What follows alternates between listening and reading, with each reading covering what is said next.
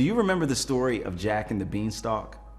Jack was the only son of a poor widow who sent him to the market to sell their cow, their last valuable possession, for the food that they desperately needed to survive. But instead of cash, Jack came home with magic beans. His mother, convinced that Jack had just been duped into giving away all they had, threw the beans out the window. But overnight, the beanstalk grew into the sky, and Jack and his mother gained wealth that saved them from poverty and despair. Jack had willingly given up all that he and his mother had for something that those around him thought was an embarrassing fraud, a hoax. Jack has a lot in common with the Apostle Paul.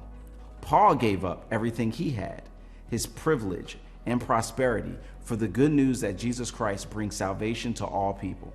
Like now, in ancient Rome, people valued human power and prestige, and the gospel offered neither.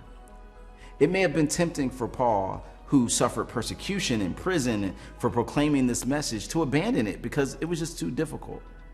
But Paul expresses in Romans 1:16 the real truth behind the gospel.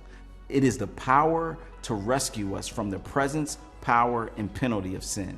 Though having touched the hearts of just a small number of believers at the time, this gospel was a connection from heaven to earth that gave us access to riches that we couldn't even imagine.